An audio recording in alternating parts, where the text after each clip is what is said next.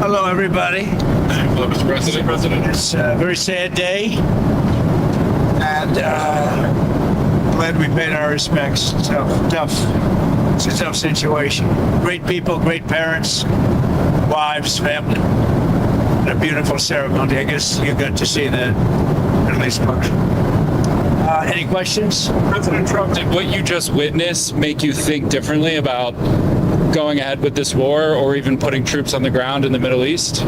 We're winning the war by a lot.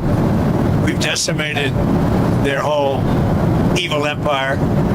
It'll continue, I'm sure, for a little while. But very proud of the people, the parents. The parents were so proud of their boy, as they call him, my boy, in case the young lady. The parents are so proud. Many of them are military parents, as you know. So but it's always a very sad thing. The war itself is going unbelievably. It's as good as it can be. We have Pete here. Pete, and you have Steve Witkoff here. We have some additional questions. You're 1 week in now, sir. Say it? You're 1 week in at this point. How long, as of now, do you expect Well, I think operations we've to accomplished continue? more in 1 week than anyone thought possible. We've wiped out their Navy, 44 ships. We've wiped out their Air Force, every plane. We've wiped out most of their missiles. You see, the missiles aren't coming much anymore. We've also hit their manufacturing areas where they make the missiles very hard. Their drone capacity is way down. And we've hurt them where it hurts. Including about every form of leadership you can have, we've wiped out. You still expect up to 6 weeks total? I don't know. I don't know. I never reject that, whatever it takes. But the military is almost non-existent, if you look. We could hit the military itself very hard, but maybe we will, maybe we won't. We haven't made that determination. Anything about gas prices? Gas prices right now? Are you worried about gas prices right now? No, this is a short excursion into something that should have been done for 47 years. 47 years it's taken to do this, and no president had the guts to do it. You're going to end up coming back to Dover for more of these such dignified transfers. Sure, I hate to do it, but it's a part of war, isn't it? Who are you with? Washington Post. When you say it's part of war? Deaths are part of war, yeah. It's part of war. It's a sad part of war. It's the bad part of war. Mr. President, did the United States bomb a girls' elementary school in southern Iran on the first day of the war and kill 175 people? Based on what I've seen, that was done by Iran. Is that true, Mr. Hegseth? It was Iran who did that? We're certainly investigating. Still But investigating? the only side that targets civilians is Iran. We think it was done by Iran. Because they're very inaccurate, as you know, with their munitions. They have no accuracy whatsoever. It was done by Iran. Can you give us an idea of what unconditional surrender looks like to you? I mean, what do you want from Iran? I said unconditional, not conditional. I said unconditional. It's where they cry uncle, or when they can't fight any longer and there's nobody around to cry uncle. That could happen too, because we've wiped out their leadership numerous times already. So it's if they surrender, or if there is nobody around to surrender, but they're rendered useless in terms of military. Mr. President, can I ask you what Peter asked you a question yesterday? He said it wasn't the right time in that event, but he was asking whether you have indications of whether Russia is supporting Iran somehow in this. No, I have had no indication of that whatsoever.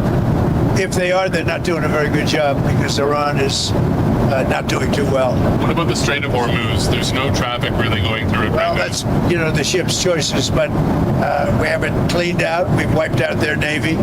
Their Navy is now at the bottom of the sea, so that's the choice.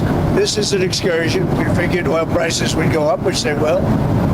They'll also come down. They'll come down very fast, and we will have gotten rid of a major cancer on the face of the earth. We will have taken out a cancer. Don't forget October 7th. Don't forget all of the things that have happened over the years, all caused by these people. So what we're doing is a great thing, not only for our country and not only for Israel, not only for the Middle East, but for the world. Secretary Bessent announced some moves to temporarily allow certain Russian oil sales to India. Are you considering any other moves, including the If there SPR? were some, I would do it just to take a little of the pressure off. But I think that the oil pressure, but there's a lot of oil. We've got a lot of oil. Our country has a tremendous amount, and there's a lot of oil out there. Would you consider, That'll get healed very quickly. would you consider using the SPR or tapping into the SPR at some point? Strategic reserve. Yeah. Well, I'm the one that built them up. Biden used them so that he could get some extra votes in the election. It turned out it wasn't even him that ran. It was Kamala. And she obviously didn't get any extra votes because we won in an absolute landslide. So he should have used it for that. He used it I filled it up, and he brought it down to the lowest level it's ever been. We will start at the appropriate time, which is basically a gut instinct. We will start filling up the strategic reserves. What are the circumstances where you'd send in ground troops? How are you thinking about that? I don't even want to talk about it now. I mean, it's. I don't think it's an appropriate question. I'm not going to answer it. Could there be? Possibly, for very good reason. Have to be very good reason. And I would say if we ever did that, they would be so decimated that they wouldn't be able to fight at the ground level. Are you thinking about the oil facility there? There's an oil facility kind of on the coast of Iran that could be secured by ground troops. There's been some speculation that could be a target. I don't know what the speculation is, but I certainly wouldn't be able to tell you that. I'd be in trouble with myself if I told you that. Mr. President, don't you need ground troops to secure the enriched uranium at the nuclear sites? Find out about that. We haven't talked about it, but it was a total obliteration. They haven't been able to get to it. And at some point, maybe we will. That'd be a great thing. But right now, we're just decimating them. But we haven't gone after it. But something we could do later on. We wouldn't do it now. Maybe we'd do it later. You said you want to be involved in the selection of the next leader of Iran. Can you talk to me? Well, because I don't want to just come back every 10 years, and mostly you'll have presidents, that won't do that because they don't get it. But we don't want to come back every 5 years or every 10 years and do this. So we want to pick a president that's not going to be leading their country into a war. Do you have any questions for Pete or Steve? Come on up. Mr. Wickoff, Steve, come on up. Mr. Wickoff, is there still space to do a deal with whatever is left of the Iranian government? I think there is. I think that's going to be up to the president. That's what I think. But they didn't seem to be very amenable in those first set of negotiations. You heard what I said. They said we have the inalienable right to enrich. They bragged about having 60% enriched fuel, enough for 11 bombs. They told me and Jared, we're not going to give you diplomatically what you couldn't take militarily. So, I think they're going to need a change of attitude. And what sort of thing do you want to see in a deal? I mean, do you think you have maximum negotiating leverage at this point? I think the president has proved that we have. Iran today accused the U.S. of A lot hitting. of negotiating leverage, maybe maximum, but we're not looking to settle.